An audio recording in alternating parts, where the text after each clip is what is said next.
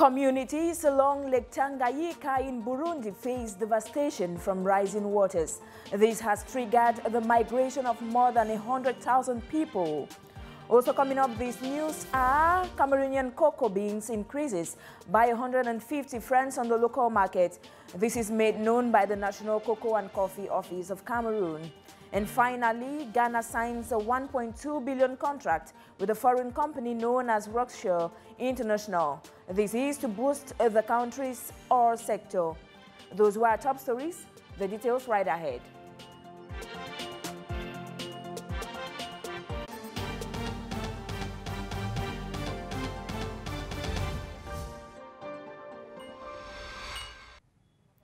Hello and thanks for joining us on this edition of Newsroom. I'm Subiru Madina. Cameroon's Ministry of Defense has issued a statement following the attack against the country's government forces that saw the killing of 15 B elements and several civilians running from September 12 to 16, 2021 in the Bui Division and Goketunja Division, Northwest Region. Army spokesperson Navy Captain Cyril Chatomfak in the release pointed out to a rise in the strength of separatist fighters using sophisticated weapons. For the Ministry of Defense, this new situation will come to change the nature of operations carried out by the country's defense and security forces. On to something else now. Burundi has experienced another natural disaster, which is that of the rising water levels of Lake Tanganyika. This has triggered the migration of more than 100,000 people. Premier Agbo. Burundi has experienced another natural disaster, which is that of the rise of water levels of Lake Tanganyika, which has triggered the migration of more than 100,000 people from their homes. Experts reveal that a good number of these people live by the shores of the lake, which experienced a high rise in water levels, consequently caused by heavy storms leading to floods and landslides. Known to be the longest lake in the world, this comes after the rise of water levels last year at over 776.4 meters above sea level compared to normal average of 772.7 meters, which led to the displacement of over 125,000 people, with 7,200 babies victims of last year's disaster. Statistics reveal that in a camp known as Gatumba is said to inhabit 3,000 flood-displaced persons with over 80% children as residents. Fishing and farming are the main sources of income for people living along Lake Tanganyika.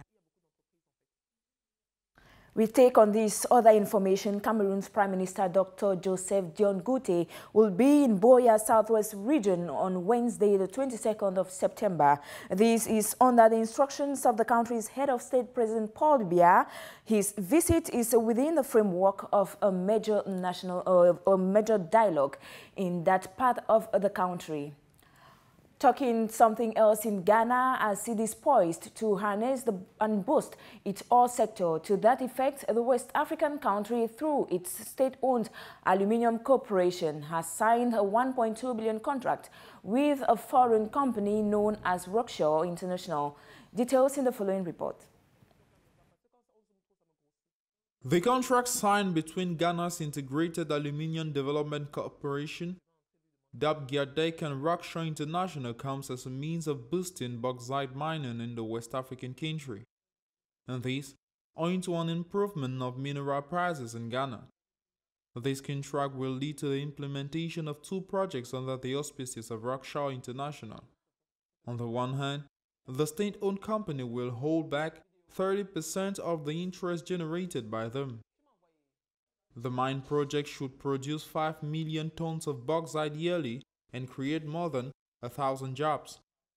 If mineral prices are increasing in Ghana, this goes without saying that oil production is in a decline in the country owing to the withdrawal of the Chinese group Bauxite Mineral. Thus, Ghana is trying to increase its production. This entails finding new partners with the aim of investing close to $6 million in 4 major bauxite projects. That was our staffman Kingsley Nche. As earlier announced on our top stories, the minimum price of cocoa per kilogram in Cameroon has increased by 150 francs on the local market. That is in 1 week. The information is published by the section's information system, a device piloted by the National Cocoa and Coffee Office. Nadine Mebune has more. For over a week now, the increase in the price of a kilogram of cocoa in Cameroon's production areas has been notable. Going by information from the sector's information system, from September 9 to date, the minimum price per kilogram of cocoa has increased by 150 francs. That is, from 950 to 1,100 francs. The maximum price has now reached 1,200 francs CFA this September, against 1,000 francs for several days. Strangely, this price increase in Cameroon's production basins occurs at the height of the rainy season, a period generally marked by the reduction in prices following difficulties in accessing production basins. One can therefore say that this increase in price testifies to the increase in demand for the beans by grinders, who are becoming more and more numerous. 642 billion is the amount of the framework cooperation plan signed between Cameroon and the United Nations on September 16th in Yaoundé, Cameroon. The objective of the agreement is to implement national priorities and achieve the sustainable development goals for the period running from 2022 to 2026. Premier Akbar tells us in the following report that the plan was inspired by the 2020-2030 National Development Strategy and jointly prepared by the UN and the government of Cameroon. Her report. The Cooperation Framework Plan comes at a crucial moment of transformation and focuses on a set of essential areas to achieve Cameroon's national vision. According to Almin Ousmane May, Cameroonian Minister of Economy, the provisional envelope amounts to more than 642 billion CFA, of which 33.5% have already been mobilized through the ordinary resources of the United Nations. The rest is the responsibility of the government and donors. Among the objectives of the framework plan are the reduction of the gaps between the socio-economic indicators, the employment of young people, girls and other vulnerable groups, among others. The partnership is part of the sustainable improvement of the Cameroonian economy, the fight against precariousness and chronic poverty, and the strengthening of resilience in the face of various crises. According to Minister Alamin May, it is all about promoting sustainable, strong, and inclusive growth, including in humanitarian situations. Still talking economy this time around in Kenya, where the price of fuel has witnessed a sharp increase by 6%.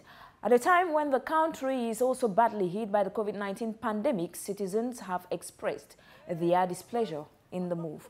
Ponje reports. A drive to filling stations in Kenya isn't as it used to be. Vehicle owners are now faced with a new reality, an increase in the price of fuel. Last week, the country's energy regulator ended petrol, kerosene and diesel subsidies, which had been in place earlier this year. Since then, the price of petrol, especially in the capital Nairobi, has recorded a sharp rise by about 6%, costing over $1 per litre. For many people in the country, this is an unbearable burden. The current issue with fuel prices is that it is so high and it is affecting every other factor of production. So it is making life unbearable for us and for the people whom we support. The Kenyan press hasn't stopped relaying the anger of locals here who are also suffering from the deleterious effects of COVID-19. Close to 2 years ago, fuel was retailing at almost 65 shillings. Today, Super Petrol is retailing at 135 shillings, and that is more than double the amount. This is putting a strain on our pockets because the pandemic has also made it very difficult for us to have our normal lives. As the country further envisages another fuel price increase by October, the Consumers Federation of Kenya is crying out with 5 words: we simply can't breathe. You're watching Newsroom on Dash News. 67-year-old Paul Sabadina has been condemned to 25 years in prison. The verdict was pronounced on Monday by the Rwandan court after he was found guilty of backing a rebel group from exile, which killed 9 civilians in 2018. More with Premier Agbo. Paul Sabadina, aged 67, has been found guilty of backing a rebel group from exile, which killed 9 civilians in 2018. Portrayed in the film as a life-saving hero during the Rwandan genocide, Paul Sabadina has been convicted of terrorism by a court in Rwanda. The accused is said to have led to the death of over 1,000 Rwandans through slaughter. On the other hand, 20 others were tried alongside him, some of whom were members of the FLN, who implicated him in your evidence. According to his daughter Karen Kanimba, the accused didn't have proper access to his lawyers. We now talk health. The United Kingdom has laid down some COVID-19 guidelines for travelers entering the country, while some fully vaccinated travelers from certain countries will be recognized as having received the jabs. Those from some countries in Africa, South America and elsewhere who've also been fully vaccinated will be placed under the non-vaccinated category. Ponje tells us that this has caused fury and disgust among some Africans. His report. The news came as a shock and the reactions were quite tough. Africans and people from all parts of the world find it hard to understand why fully vaccinated people from Africa, South America and other countries will be considered as non-vaccinated when they enter the UK beginning October 4th. The new COVID-19 travel measures will recognize travelers as fully vaccinated if they get their jabs from the US, Canada, Australia and few other countries. Also, the approved vaccine for entry to the UK are Oxford AstraZeneca, Pfizer-BioNTech, Moderna and Janssen. Africa consumes some of these vaccines, but travelers from the continent will be considered unvaccinated even if they've got their jabs. They'll need to quarantine for 10 days. Many see this as racist, while others are calling for the intervention of the WHO and the UN. The reactions are variedly condemning. However, some people seem to support the UK's move. They think it's rational. Whatever be the case, this development is not very welcome across the continent. We end with this information on development. 21.1 billion francs CFA is the cost of the 1.5 kilometers international bridge over the Cross River connecting Cameroon and Nigeria through the southwest region. Premier Agbo gives us the economic impact of this transport development to both countries. 21.1 billion CFA is the cost of the 1.5-kilometer international bridge over the Cross River connecting Cameroon to Nigeria through the southwest region. The construction of the bridge began in 2017 and was completed in March 2021 at $35.9 billion financed by both countries. A project designed to strengthen trade and cooperation between the both countries. According to Babatunde Fashola, Minister of Works and Housing, says the new double-lane bridge on the border between Nigeria and Cameroon will facilitate free trade. Considering the fruitfulness of this bridge, it is set to improve the quality of relations between the two neighboring countries following the peaceful settlement of the Bakassi border conflict. This, through the facilitation of the transport of goods and people on the Bamenda-Manfe, Abakaliki-Enugu corridor with its large and diverse population of over 200 million. The benefit of this project is simply that it's going to facilitate commercial activities as the duration, the duration of travel to and fro both countries is going to greatly reduce. Nigeria is an economic giant in West Africa. And Cameroon as well is, look at Cameroon in the center region, that's in the Semak sub-region. You see, it is, though with its challenges, but it is an economic giant as well. And so these are economic giants in Africa that are coming together through the construction of this bridge. And so this project is going to promote trade activities between both countries. Business activities are going to increase. Economically, the bridge has two lanes which will allow Cameroon to sell various products to its important market. The project was born from the desire of Cameroon and Nigeria to increase their exchanges. It was financed by loans from the African Development Bank and the European Union, according to authorities. Nigeria's Minister of Works and Housing during the state visit to Cameroon equally stated on the objectives of the current administration plans to renew and expand old infrastructures that will take the two countries to the future for many more decades and strengthen the relationship between them. Thank you, Premier Agbo, for that. They say where a road passes, development will surely follow. Well, that brings us to the end of this newscast. Stay with Dash News and follow me on Twitter for more interesting stories.